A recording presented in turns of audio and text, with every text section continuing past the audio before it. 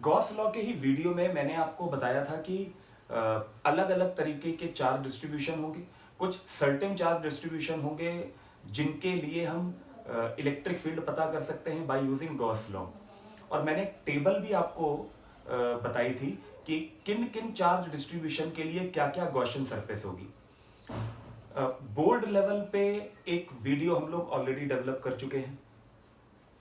आज जो हम लोग करने जा रहे हैं वो टोटली आईआईटी एडवांस को ध्यान में रखते हुए हम लोग ये वीडियो डेवलप कर रहे हैं। तो आज जो भी हम क्वेश्चन इसमें करेंगे वो टोटली आईआईटी एडवांस के हैं। एक एक करके, जैसे पहले मैंने जो टॉपिक चूज किया है वो स्फेरिकल चार्ज है। तो स्फेरिकल चार्ज डिस्ट्रीब्यूशन पे जितने पॉसिबल वैरायटी ऑफ क्वेश्चंस बन सकते हैं वो हम लोग यहां पर करने जा रहे हैं। अब इसमें कुछ जो बोर्ड लेवल पे पढ़ चुके हैं उन टॉपिक्स को भी हम लेंगे, लेकिन बोर्ड लेवल पे जैसा मैंने कई बार बोला होगा एक लिमिटेड सी थ्योरी होती है, लेकिन उसी थ्योरी पर भी आपको और क्वेश्चंस मिल सकते हैं। तो उसे थोड़ा सा हम लोग डिटेल में डिस्कस करेंगे। जो यहां पर हमारा पहला केस है, हम लोगों ने देखिए बोर्ड लेवल पे क्या पढ़ा। बोर्ड लेवल पे पढ़ा कि अगर ये एक स्फेरिकल चार्ज है और चार्ज यूनिफॉर्मली डिस्ट्रीब्यूटेड है तो इसकी थोड़ी बहुत आपको रीजनिंग भी अच्छे से क्लियर होनी चाहिए। पहली चीज है देखिए चार्ज यूनिफॉर्मली डिस्ट्रीब्यूटेड है। अगर इसके आसपास कोई और चार्ज हुआ तो वो इसके चार्ज के डिस्ट्रीब्यूशन को चेंज कर देगा।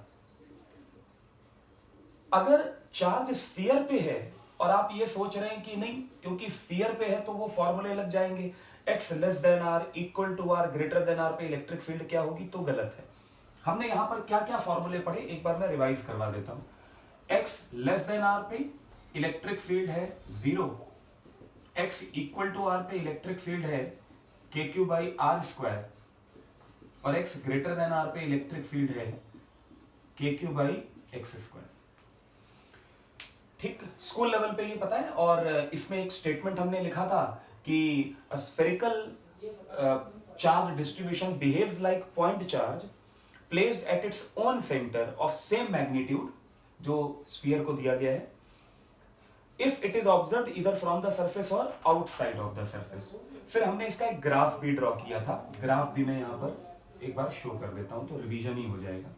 तो यहां पर अंदर inside the sphere x equal to r तक इलेक्ट्रिक फील्ड 0 और उसके बाद फील्ड, ठीक है। तो ये हो गया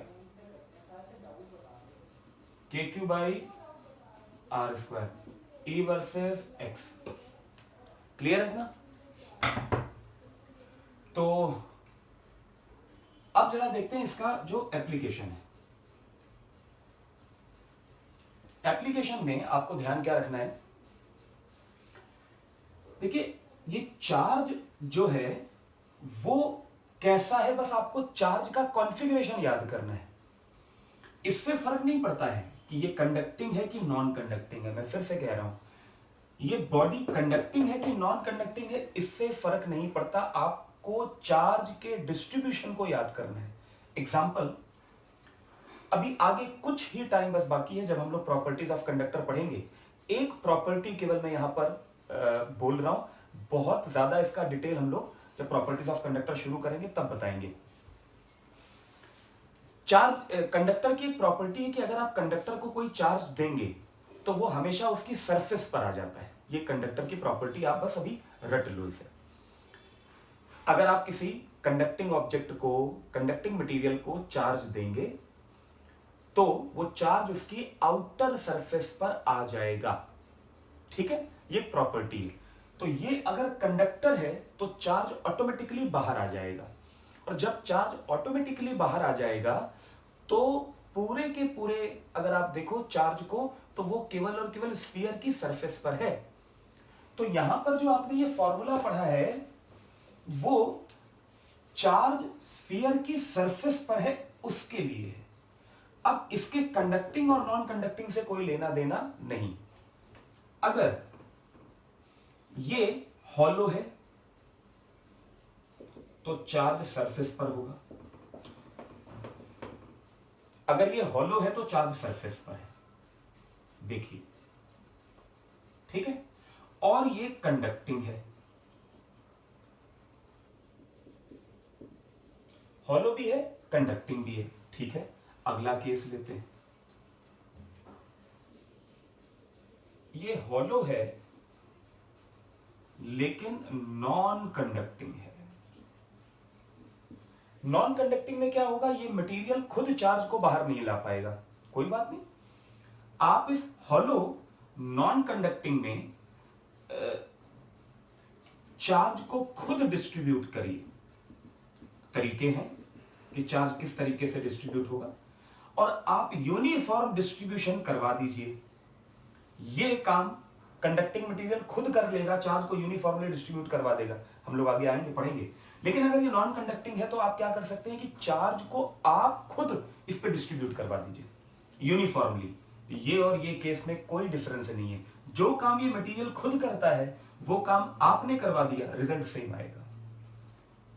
अगला है, अगर ये सॉलिड होता और कंडक्टिंग होता तो भी अगर आप चार्ज कहीं अंदर देते कंडक्टर को तो बाहर आ जाता और यूनिफॉर्मली डिस्ट्रीब्यूट कर लेता। ये केस, ये केस, ये केस तीनों एक जैसे हैं। बस इसके लिए इंपॉर्टेंट और स्पेशल मैंने क्या बोला, ये चार्ज का डिस्ट्रीब्यूशन आपने खुद किया है और यहां पर मटेरियल ने खुद चार्ज को यूनिफॉर्मली डिस्ट्रीब्यूट करवा लिया। और लास्ट है, अगर ये सॉलिड है और नॉन कंडक्टिंग है, तो अगर आप चार्ज कहीं अंदर नॉन कंडक्टिंग मटेरियल को देंगे तो चार्ज अपने आप बाहर नहीं आएगा। ठीक है, तो आप यहां पर खुद से चार्ज को डिस्ट्रीब्यूट करिए। तरीके होते हैं, आप इस तरीके से इसको डिस्ट्रीब्यूट करिए कि चार्ज सरफेस पर ही आए। नॉन कंडक्टिंग मटेरियल में चार्ज का डिस्ट्रीब्यूशन आपने करवाया है। कंडक्टिंग मटेरियल चाहे हॉलो हो या सॉलिड हो, ये मटेरियल चार्ज का डिस्ट्रीब्यूशन खुद करवा सकता है। लेकिन कुछ भी हो, ये चारों के चारों केसेस में अगर चार्ज का डिस्ट्रीब्यूशन ऐसा है तो चारों का रिजल्ट ये आएगा। ये इंपॉर्टेंट चीज जो मैं बताना चाह रहा था, इन चारों केसेस में चार्ज का डिस्ट्रीब्यूशन सेम है, तो मटेरियल का फर्क क्या पड़ने वाला है, बस अब ये बात ही तो दिमाग में हमें रखनी है। आप ये देखिए कि ये और ये केसेस नहीं लिए जाएंगे, ये केसेस लिए जाएंगे। जैसे ही बोला कंडक्टर, तो कंडक्टर में आपको पता है कि चार्ज तो सरफेस पर आ जाना है, तो ये वाला केस आप तुरंत अप्लाई करोगे। लेकिन क्या पता क्वेश्चन कैसा भी बन जाए, रीजनिंग तो आपको आनी चाहिए। ये नॉन कंडक्टिंग के केस में अगर चार्ज का डिस्ट्रीब्यूशन यूनिफॉर्मली आपने करवा दिया, वो भी सरफेस पे, ये सॉलिड है लेकिन चार्ज कहां पर है, सरफेस पर। ये हॉलो है, चार्ज सरफेस पर ही हो सकता है और आपने सरफेस पर लाया। ये दोनों केसेस आपने खुद बनाए, आपने खुद चार्ज को डिस्ट्रीब्यूट किया। ये चारों केसेस एक जैसा ही बिहेव करेंगे और इन चारों का रिजल्ट यही आएगा। इंपॉर्टेंट क्या है, क्लियर हो रहा होगा कि इसमें इंपॉर्टेंट क्या चीज है। डन। तो चार्ज का डिस्ट्रीब्यूशन मैटर करता है, यह बात आपको याद रखनी है। यह डिस्ट्रीब्यूशन कंडक्टर में खुद होता है ऑटोमेटिकली, इसलिए ये दोनों केसेस ज्यादा पढ़े जाते हैं। इनफैक्ट यही दोनों पढ़े जाते हैं, याद रखेंगे। ये पहला केस है जो स्कूल लेवल पे और फिर हमने कंपटीशन लेवल पे इसको इलेबोरेट किया, नोट करिए। स्कूल लेवल पे ये हम लोगों ने सेकंड केस पढ़ा था जिसपे नॉन कंडक्टिंग सॉलिड स्फीयर था।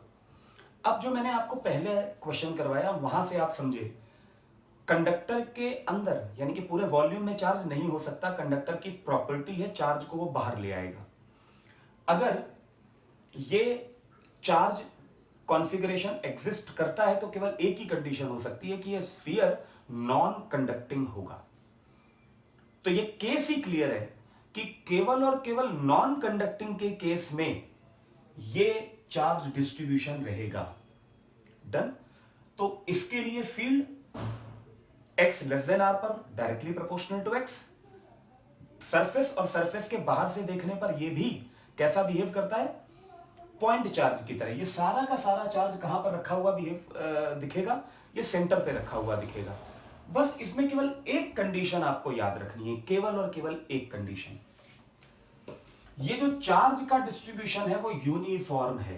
ये मैंने बताया है, लेकिन अब मैं इस बात पे जोर दे रहा हूं, ये चार्ज का डिस्ट्रीब्यूशन कैसा है, यूनिफॉर्म, यूनिफॉर्म चार्ज डिस्ट्रीब्यूशन।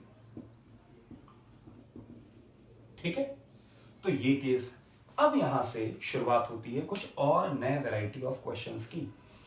अगर ये चार्ज का डिस्ट्रीब्यूशन यूनिफॉर्म ना हो तो फिर हम कैसे क्वेश्चन करेंगे। ठीक है, इसे नोट करिए, फिर हम लोग आगे आते हैं। नेक्स्ट क्वेश्चन में अगर चार्ज का डिस्ट्रीब्यूशन नॉन यूनिफॉर्म हो, स्फेरिकल रीजन में चार्ज का डिस्ट्रीब्यूशन नॉन यूनिफॉर्म, देखिए नॉन यूनिफॉर्मिटी इनफाइनाइट तरीके की हो सकती है, जैसा मैंने बोला।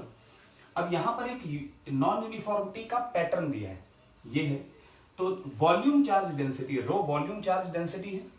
चार्ज जैसे जैसे आप रेडियली दूर जा रहे हैं सेंटर से, वैसे वैसे डेंसिटी बढ़ रही है, लेकिन एक पर्टिकुलर रेडियस के स्फीयर पर डेंसिटी सेम है। तो अलग अलग यूनिफॉर्म डेंसिटी के कई सारे स्फीयर्स हैं, आप इसको ऐसा लेट कर सकते हैं। तो यहां पर अगर हम फिगर ड्रॉ करें, ये स्फीयर, और आप क्या करें, यहां से स्मॉल डिस्टेंस पे एक डी आर एलिमेंट लें, और इस डी आर थिकनेस का अगर आप यहां पर एक स्फीयर लेट करें, तो केवल और केवल इस डी आर विड्थ का जो चार्ज है वो पता किया जा सकता है। सबसे पहले तो आप इसका वॉल्यूम लिखें, 4 pi R square D R, point number 1। अब आप यहां पर लिखेंगे चार्ज, तो चार्ज कितना होगा, रो इंटू डीवी। डेंसिटी सारे लोगों को पता है ए आर स्क्वायर, तो यहां पर कितना हो जाएगा, 4 pi A R power 4 D R, ये हो गया डी क्यू। अब हमें पता करना है, जहां पर भी इलेक्ट्रिक फील्ड पता करनी है वहां तक का आप डी क्यू पता कर लें। तो पहला हम लोग केस लेते हैं, आर लेस देन आर। तो आर लेस देन आर मतलब यहां पर जीरो से लेके स्मॉल आर तक कई सारे स्फीयर होंगे। तो आप देखिए सारे के सारे स्फेरिकल चार्ज क्या है, वो यूनिफॉर्म डेंसिटी के हैं, समझना।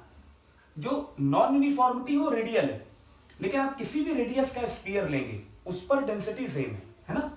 तो आप यहां से पहले डी क्यू की वैल्यू कैलकुलेट कर लें। डी क्यू का जनरल फॉर्मूला आपने लिखा है 4 pi A R power 4 D R. Integrate करें तो यहां से आपको मिल जाएगा टोटल क्यू, कहां तक का, 0 से आर तक का, लिमिट 0 से आर, तो यह आ जाएगा 4 pi A R power 5 divided by 5, ये क्यू की वैल्यू। और ये तरीके से इस आर पर क्यू एनक्लोज्ड भी निकाल लिया आपने। अब आप इलेक्ट्रिक फील्ड लिखें, फॉर्मूला सिंपल सा होता है, ये कई सारे स्फीयर्स हैं और इनको यहां से देखा जा रहा है आर से, तो सारा का सारा चार्ज कहां पर रखा हुआ दिखेगा, सेंटर से पर रखा हुआ दिखेगा। तो आप सीधे फॉर्मूला लिखेंगे के क्यू बाई आर स्क्वायर। ठीक है, तो यहां पर आ जाएगा 1/4 पाई एप्सिलॉन नॉट, क्योंकि 4 पाई आ रहा है इसलिए हमने के को 1/4 पाई एप्सिलॉन नॉट में लिखा, into 4 pi A R power 5 divided by 5 और आर स्क्वायर। ठीक है, तो ये रिजल्ट क्या निकल के आएगा, आप देखिए 4 पाई कैंसिल, सिंपल आ गया A R cube upon 5 epsilon naught. ठीक है, तो यहां पर हम इलेक्ट्रिक फील्ड क्या लिख लेंगे, a are cube divided by 5 epsilon naught. ठीक है, अब आते हैं केस 2 पर। Small r is equal to are, यानी कि जहां पर आपको फील्ड पता करनी है वो ये पॉइंट हो गया। तो यहां पर तो सारा का सारा चार्ज इनक्लोज्ड होगा। अगर सारा चार्ज इनक्लोज्ड होगा तो इंटीग्रेशन का यही एक्सप्रेशन आएगा। इंटीग्रेट करोगे 0 से small r less than r, कोई जनरल पॉइंट था, यहां पर कैपिटल आर आ जाएगा। तो हम सीधे लिख दे रहे हैं टोटल चार्ज क्यू हो जाएगा 4 pi A R power 5 divided by 5। और जब आप इलेक्ट्रिक फील्ड का फॉर्मूला लिखेंगे सेम के क्यू बाई आर स्क्वायर, तो ऐसा ही आंसर आएगा, E is equal to A are cube divided by 5 epsilon naught. ठीक, case 3 R greater than R, यानी कि outside of the sphere, Q enclose, total Q हमें पता है कि सेम होगा, आप सिंपल फॉर्मूला लिखेंगे के क्यू बाई आर स्क्वायर। के की वैल्यू 1/4πε0, देखिए 4 पाई कैंसिल आउट हो जाएगा, तो हम डायरेक्ट अगर इलेक्ट्रिक फील्ड का फॉर्मूला लिखें तो यहां पर कितना आने वाला है, AR5 divided by 5ε0 are square. ठीक है, तो ये x ग्रेटर देन आर के लिए इलेक्ट्रिक फील्ड। डन, नोट करिए। जैसा पिछला क्वेश्चन हमने किया बिल्कुल वैसा ही JEE 2009 में क्वेश्चन आया हुआ है। यहां पर केवल चार्ज डेंसिटी देखिए क्या लिखी है, रो इज इक्वल टू के आर पावर ए। ठीक है, अब यहां पर के, ये तो क्वेश्चन में दिया है, आप ये देखिए के आएगा जब हम फॉर्मूला लिखेंगे के क्यू बाई आर स्क्वायर, तो इसको अभी से ही अगर हम लोग करेक्ट कर लें तो ज्यादा ठीक रहेगा। क्यों ना हम इसको जेई में क्वेश्चन देखेंगे तो के लिखा हुआ है, तो जानबूझकर हम इसको रो नॉट से रिप्रेजेंट कर रहे हैं जिससे कि आगे प्रॉब्लम नहीं आए। ठीक है, अच्छा अब यहां पर हम लोग शुरू करते हैं क्वेश्चन। पिछला क्वेश्चन जैसा ही है, तो आप पहले यहां पर एक स्फीयर ड्रॉ करें, फिर क्या करना है, आर डिस्टेंस पे एक डी आर विड्थ का एक स्फीयर लेट करें, ये आपने लिया स्फीयर। ठीक है, विड्थ कितनी है, डी आर। अब इसका चार्ज अगर आपको पता करना है तो formula d q is equal to होता है रो डीवी। आप इसे क्या लिखेंगे, रो की वैल्यू कितनी है, rho naught R power A into volume कितना लिखेंगे, 4 pi R square D R. तो ये सिंप्लीफाई होके देखिए क्या बनेगा, rho naught 4 pi are power 2 plus A into D R. तो ये आ गया आपके लिए डी क्यू। अब डी क्यू को इंटीग्रेट करो सरफेस तक के किसी भी पॉइंट के लिए, सरफेस तक, क्योंकि डेंसिटी केवल सरफेस तक के लिए, सरफेस के बाहर तो फ्री स्पेस है। तो यहां पर आप इसे इंटीग्रेट करके पहले चार्ज का एक्सप्रेशन, तो rho naught 4 pi are power 2 plus a d r. यहां पर जब आप इसे इंटीग्रेट करेंगे तो मैं डायरेक्ट लिख दे रहा हूं, rho naught 4 pi are power, integrate करने पर x पावर n का फॉर्मूला n+1 अपॉन n+1, तो यहां पर आ जाएगा r power 3 plus a upon 3 plus a, यह आ गया q। इलेक्ट्रिक फील्ड का फॉर्मूला क्या आप लिखोगे, k Q by are square. देखो आर पावर ये और अपॉन आर स्क्वायर, तो हम डायरेक्ट इसको k q upon r square formula लिख के इसको लिख देते हैं। और देखो के को क्यों ना 1/4 पाई एप्सिलॉन नॉट, तो 4 पाई कैंसिल हो जाएगा, रो नॉट अपॉन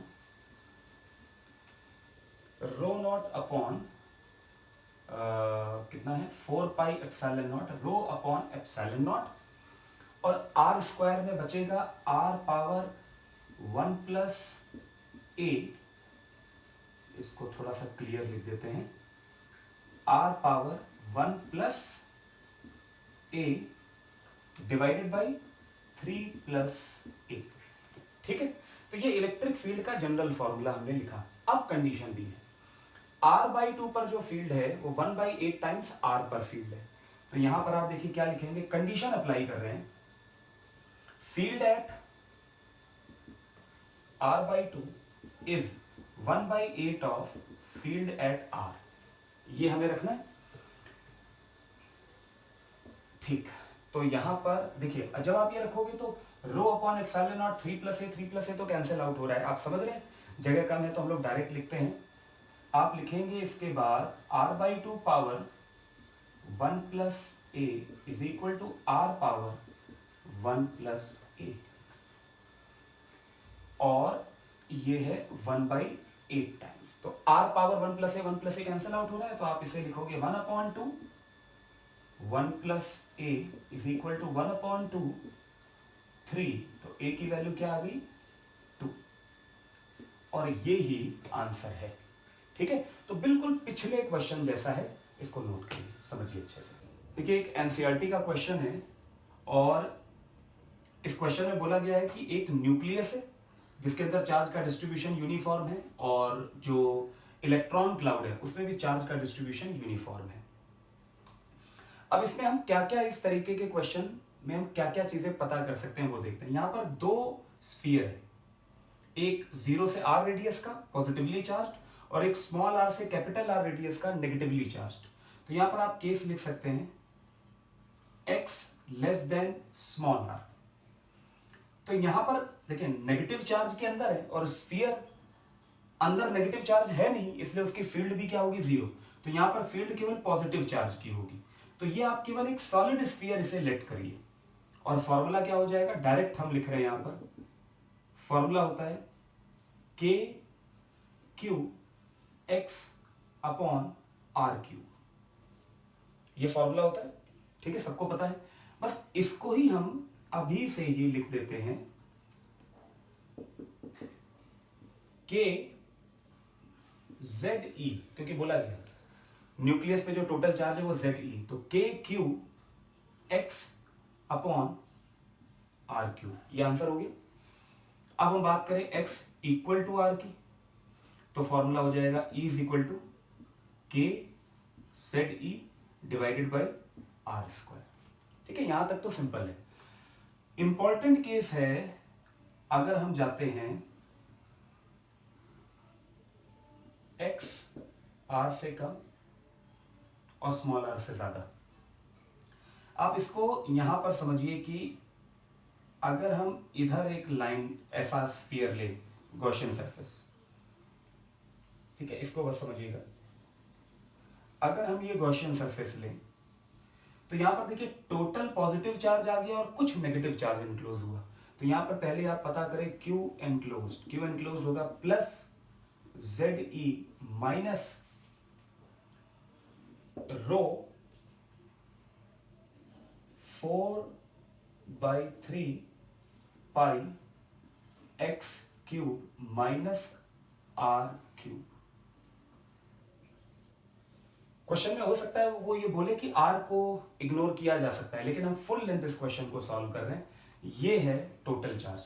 अब देख रहे हैं नेगेटिव केवल यहां पर है और रो गिवन है, नेगेटिव चार्ज की डेंसिटी गिवन है। अगर नहीं दी होती तो रो हम कैलकुलेट भी कर सकते थे, और चाहे तो हम यहां पर लिख सकते हैं कि रो हो सकता है ZE divided by 4/3 pi R cube minus R cube. तो आप चाहें तो रो की वैल्यू यूज भी कर सकते हैं। ठीक है, ये आपने कैलकुलेट कर लिया Q। इसके बाद formula E into E dot ds को हम डायरेक्ट लिख रहे हैं E into 4 pi x square, E into E dot ds E into 4 pi x square is equal to Q enclosed ZE minus rho 4/3 pi x cube minus R cube. ठीक है,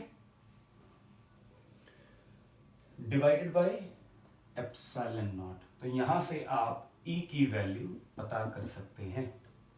E आ जाएगा ZE upon 4 pi epsilon not x square minus rho 4/3 pi x cube minus R cube.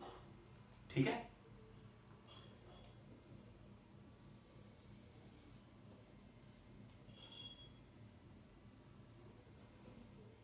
Done. तो ये आ गया electric field का value. अब अगर हम बात करें x इक्वल टू आर, तो Q एनक्लोज्ड होगा 0, तो इलेक्ट्रिक फील्ड होगी 0, क्योंकि चार जो एटम है वो इलेक्ट्रिकली न्यूट्रल है।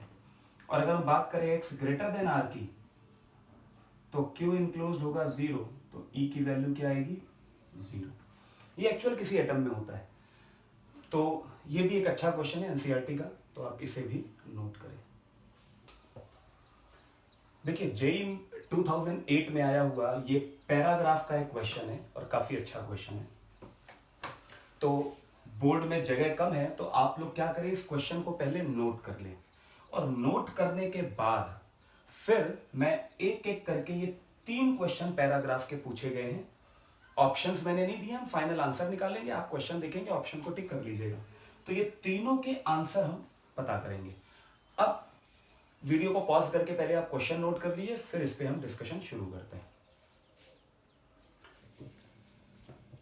2008 में आया हुआ ये पैराग्राफ का क्वेश्चन था, तो जगह कम थी, मैंने क्वेश्चन आपको पहले लिख दिया। अब एक एक करके इसके, जैसा मैंने बोला था, क्वेश्चन करते हैं। तो पहला क्वेश्चन इसमें ये पूछा गया कि ये अगर चार्ज का डिस्ट्रीब्यूशन दिया है तो आपको इलेक्ट्रिक फील्ड कैलकुलेट करनी है एट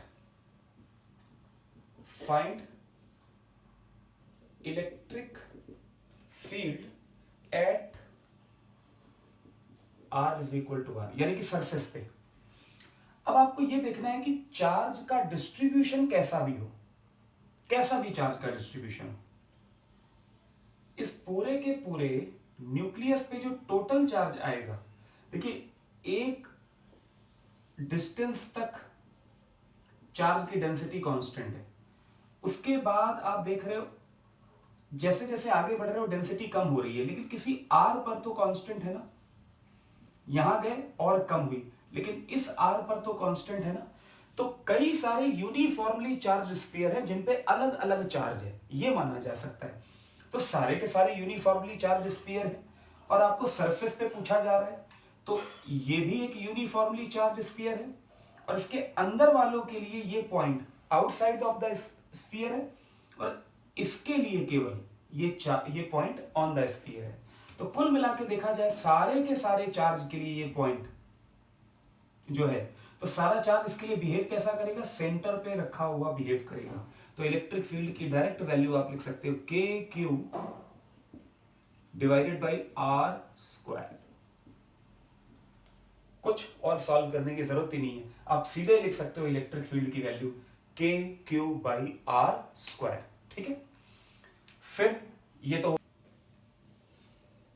सेकेंड क्वेश्चन में देखिए क्या पूछा गया है, अगर a 0 हो जाए, आप देखिए अगर a 0 हुआ तो ये ग्राफ कुछ ऐसा बनेगा, मतलब कुछ दूरी तक रेडियल डिस्टेंस तक कांस्टेंट था, वो चीज खत्म हो गई।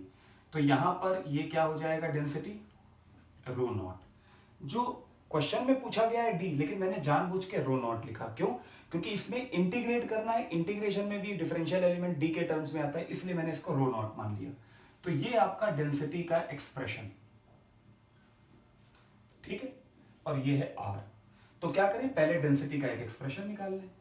तो डेंसिटी का एक्सप्रेशन होगा minus rho not upon r, small r ये इंटीग्रेट होगा, प्लस रो नॉट। ठीक है, अब यहां पर न्यूक्लियस देखिए, न्यूक्लियस पे टोटल चार्ज कितना है, Ze, और अब डेंसिटी इस तरीके से वेरी कर रही है, तो आप क्या करेंगे, स्मॉल r डिस्टेंस पे एक dr एलिमेंट ले ले, और ये dr विड्थ का एक आपने स्फीयर लिया, इसका चार्ज निकालते हैं।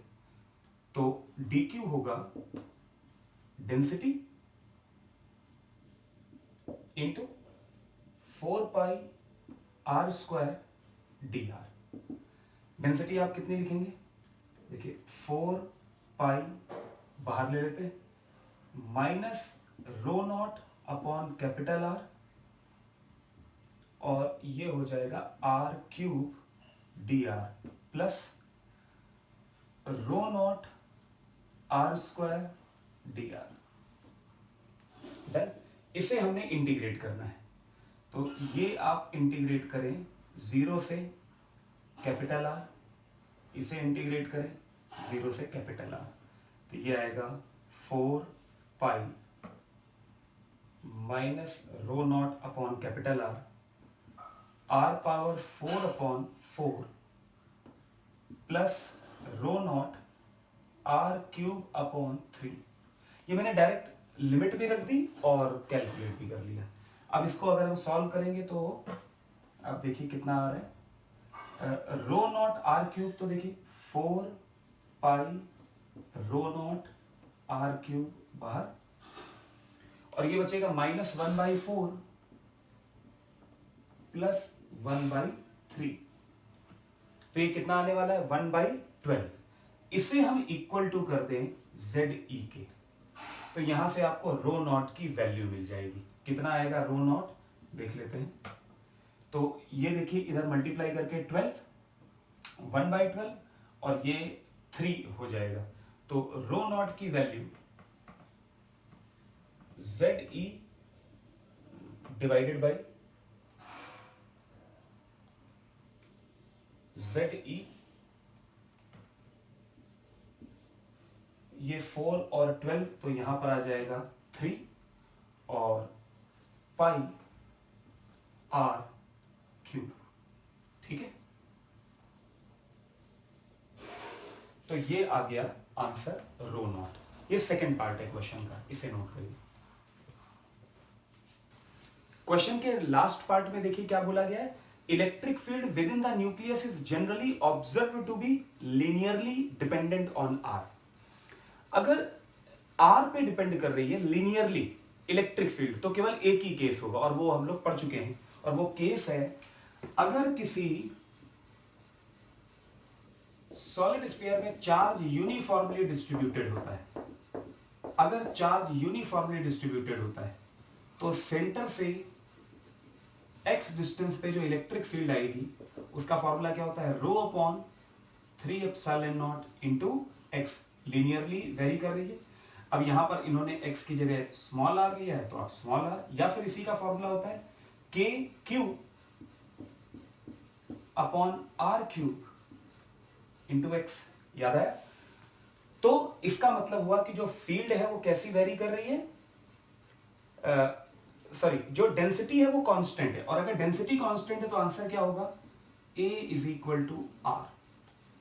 ए तक फील्ड कांस्टेंट थी ना, ग्राफ आपको गिवन था ऐसा।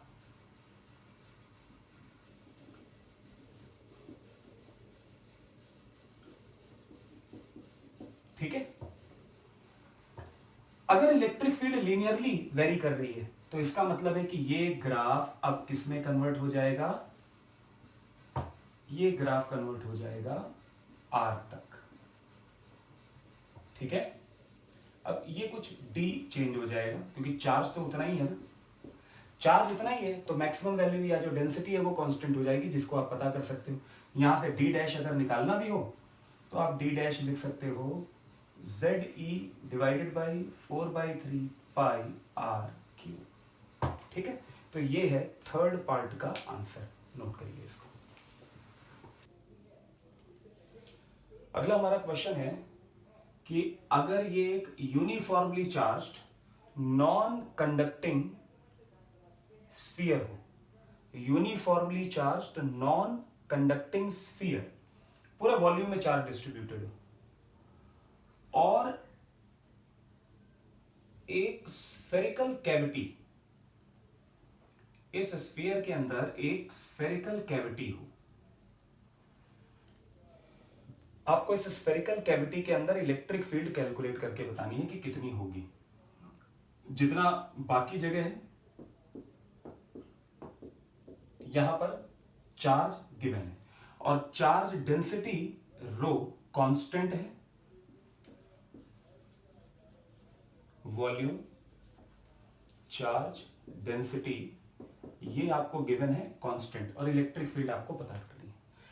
तो जैसा हम लोगों ने 11th में सीखा है कैविटी बेस्ड प्रॉब्लम, बिल्कुल वैसा ही यहां पर भी क्वेश्चन है।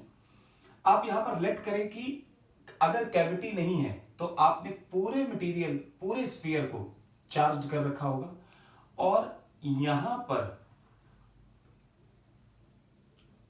आपको इलेक्ट्रिक फील्ड कैलकुलेट करने को बोला गया। तो यहां पर इलेक्ट्रिक फील्ड को हम मान लेते हैं E1, यहां पर इलेक्ट्रिक फील्ड को हम ले लेते हैं E1। ठीक है, ये पॉइंट O है, इसे हम मान लेते हैं A, और ये हो गया O डैश, कैविटी का सेंटर। अभी मान रहे हैं कि कैविटी है ही नहीं। अगर कैविटी नहीं है तो ये आपका क्वेश्चन हो गया x लेस देन r का, नॉन कंडक्टिंग, हर जगह पॉजिटिव चार्ज है, पूरे वॉल्यूम में चार्ज है। तो यहां पर जो इलेक्ट्रिक फील्ड आएगी E1 वेक्टर, उसका फॉर्मूला होगा rho upon 3 epsilon not OA vector. Formula होता है rho upon 3 epsilon not x O A vector, और डायरेक्शन भी पता चल गई, तो ओ ए का मैग्नीट्यूड यहां और डायरेक्शन ओ ए कैप। ये हो गया इलेक्ट्रिक फील्ड का फॉर्मूला, सिंपल है।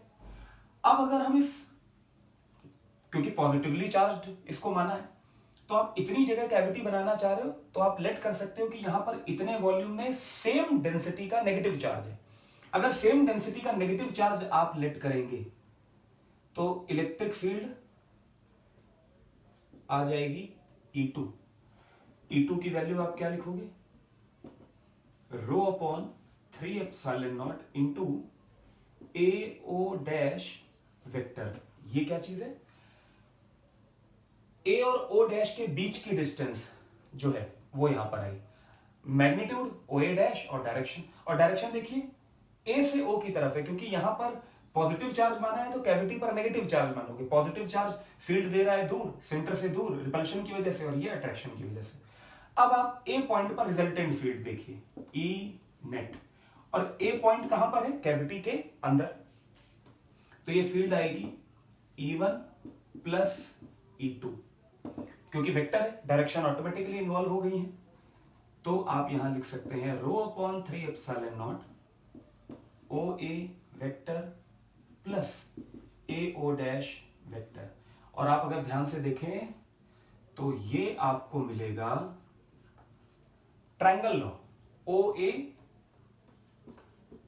Plus A O dash is equal to O O dash.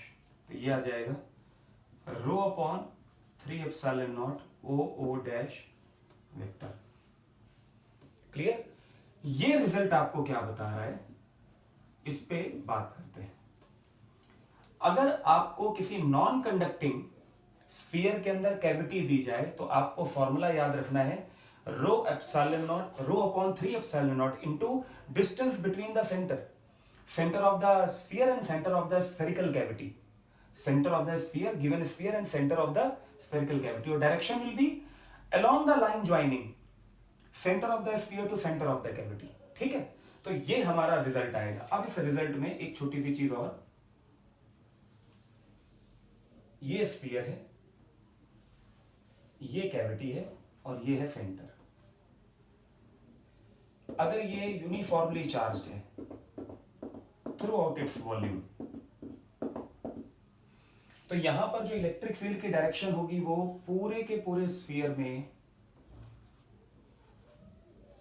Uniform होगी, यानी कैविटी के अंदर फील्ड यूनिफॉर्म होगी। ये चीज पता चल रही है, कुछ भी हो, रो कांस्टेंट है, 3 कांस्टेंट है, और सेंटर से सेंटर की दूरी फिक्स है, डायरेक्शन भी फिक्स है। तो नॉन कंडक्टिंग स्फीयर के अंदर अगर कैविटी होगी तो कैविटी के अंदर जो इलेक्ट्रिक फील्ड आएगी वो यूनिफॉर्म होगी। और यूनिफॉर्म इलेक्ट्रिक फील्ड के लिए जितने क्वेश्चन हम पहले कर चुके हैं वो सारे के सारे एप्लीकेबल होंगे। ठीक है, तो इस बात का आप लोग ध्यान रखिएगा। तो non conducting uniformly charge sphere के अंदर जो कैविटी है उसमें जो इलेक्ट्रिक फील्ड आएगी वो यूनिफॉर्म आएगी। ठीक है, नोट करिए इसको।